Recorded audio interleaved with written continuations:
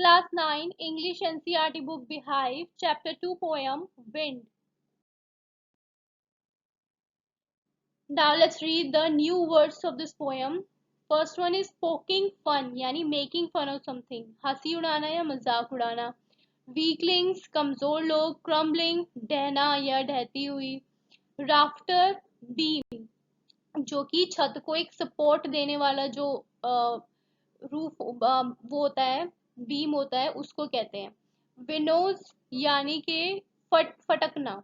ठीक है, जैसे हम गेहूं को अलग करते हैं, है ना, भूसे से, उसको फटक के उसको अलग करते हैं, उसको कहते हैं. स्टेडफास्ट फर्म यानी दृढ़ होना. फ्लरिश फलना फूलना. सॉफ्टली धीरे से. स्कैटर बिखेर देना. टोर फाड़ना या फाड़े. क्लेवर शार्प माइंडेड, है ना. फ्रेल कमजोर. ब्लो यानी फूक मारना. Wind come softly.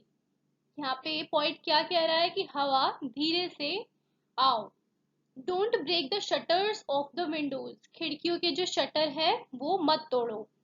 Don't scatter the papers. कागज जो भी है उनको मत बिखेरो. Don't throw down the books on the shelf. किताबों को शेल्फ पर नीचे, मतलब शेल्फ से नीचे मत फेंको. There look what you did. You threw them all down.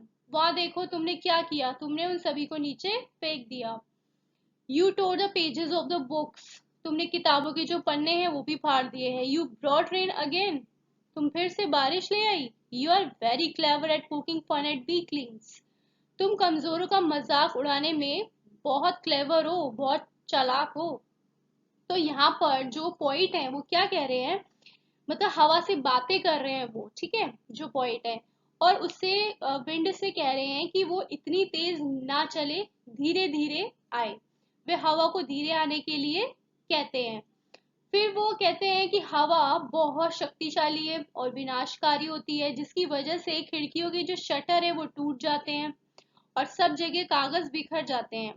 हवा इतनी शक्तिशाली है कि अलमारी तक में जो किताबें रखी हुई हैं, जो बुक्स रखी हुई हैं, वो तक नीचे उसने गिरा दी है.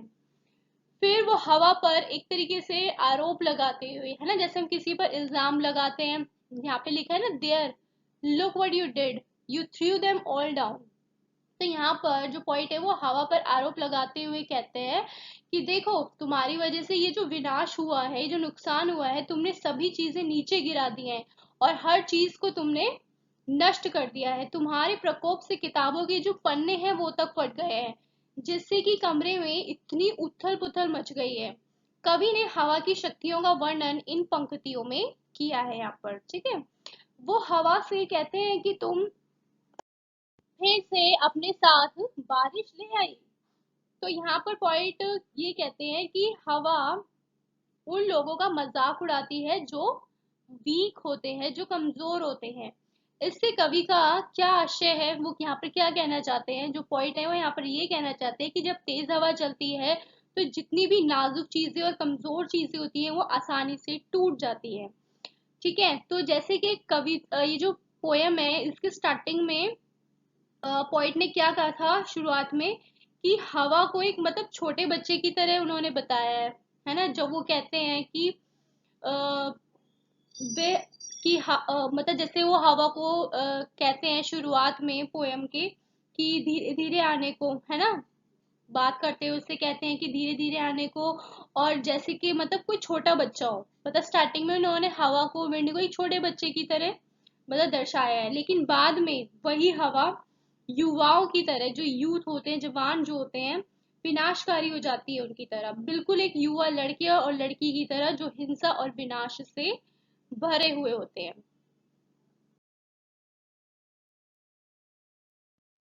Frail crumbling houses, crumbling doors, crumbling rafters, crumbling wood, crumbling bodies, crumbling lives, crumbling hearts. यहाँ पे पोइट क्या कह रहे हैं कि कमजोर ढहते हुए जो घर है, टूटते दरवाजे, ढहती हुई छत, टूटती लकड़ी, टूटते हुए शरीर, टूटती हुई जिंदगी, जिंदगियां, टूटते हुए दिल. The wind god winnows and crushes them all. जो पवन देवता है उन सभी को झट से कुचल देते हैं। अब यहाँ पर पॉइंट ने क्या बताया है कि तेज हवा के सामने सब कुछ ढह जाता है ना, सब कुछ नष्ट हो जाता है।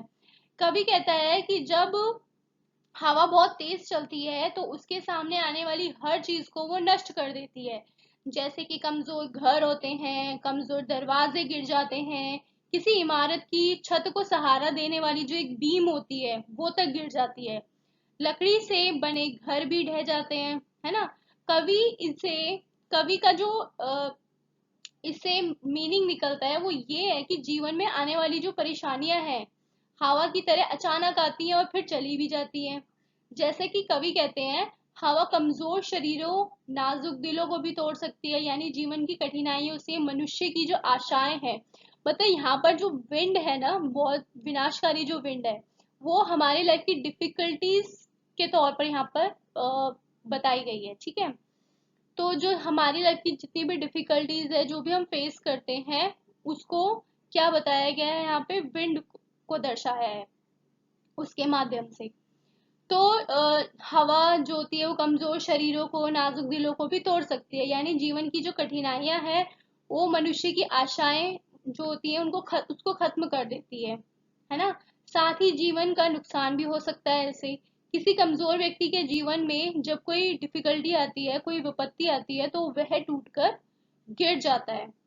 कवि हवा को यहाँ पे क्या कह रहे हैं, द विंड गॉड, यानी उसने हवा को यहाँ पे पवन देवता, है ना, जो विंड गॉड है उनको यहाँ पर कहकर संबोधित कर रहा है।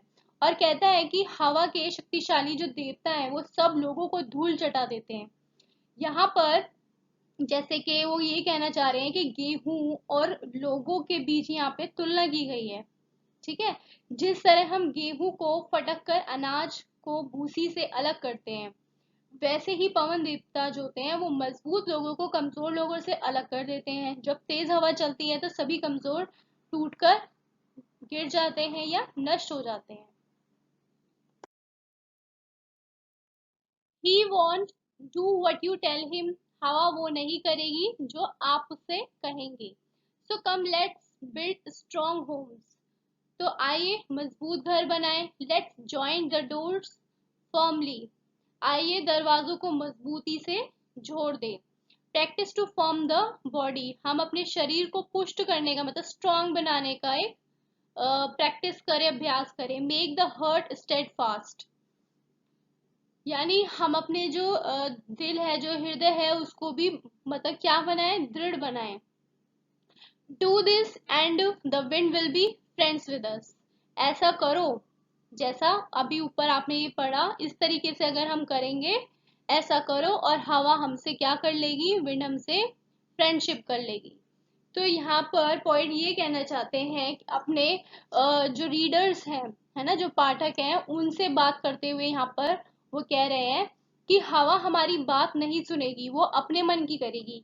हवा के हानिकारक प्रभाव से बचने के लिए हमें अपने घरों को मजबूत नींव पर बनाना चाहिए, है ना, ताकि जो हवा है वो आसानी से घर के अंदर प्रवेश ना कर सके।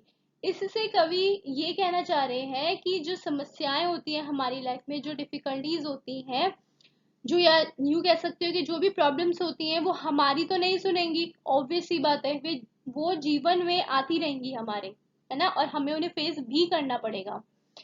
इसीलिए कठिनाइयों का सामना करने के लिए हमें क्या करना पड़ेगा, खुद को मजबूत बनाना पड़ेगा, खुद को स्ट्रांग बनाना पड़ेगा, फिजिकली भी और मेंटली भी, और अपने दिल को भी दृढ़ बनाना पड़ेगा। फिर जब हम मजबूत हो जाएंगे तो सभी चुनौतियां जो होंगी वो हमसे दोस्त मतलब दोस्ती की तरह लगेंगी, वो हमसे दोस्ती कर लेंगी।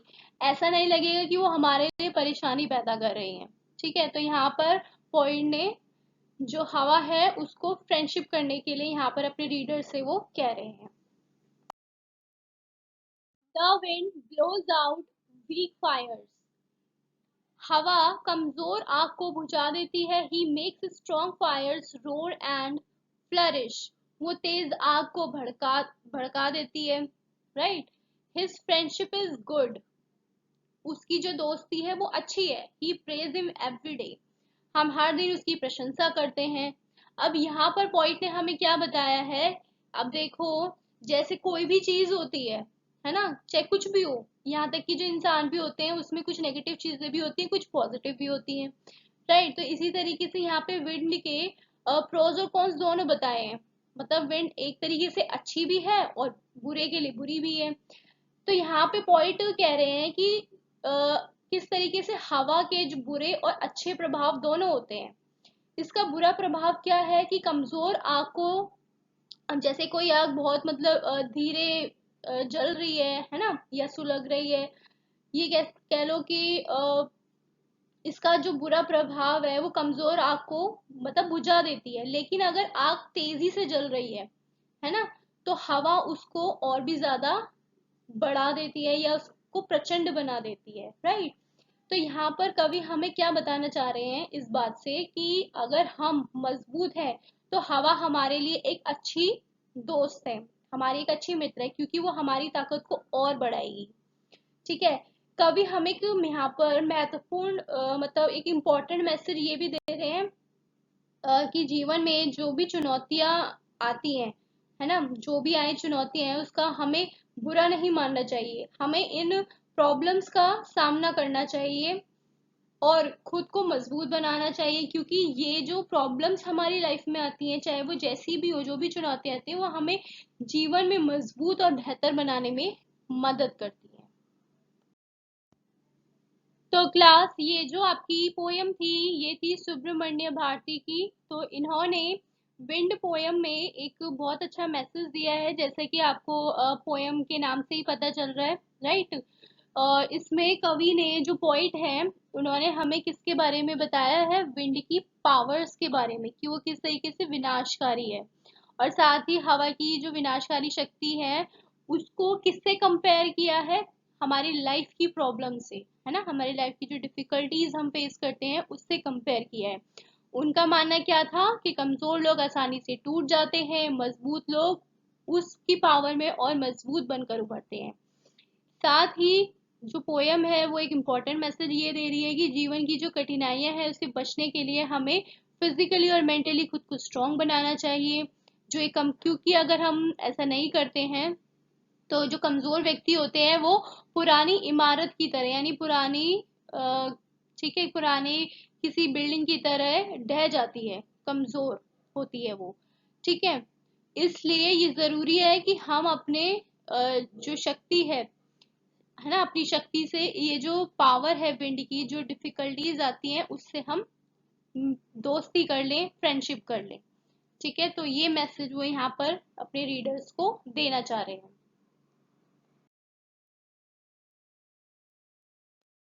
Do like, share, and subscribe and keep watching. Thank you.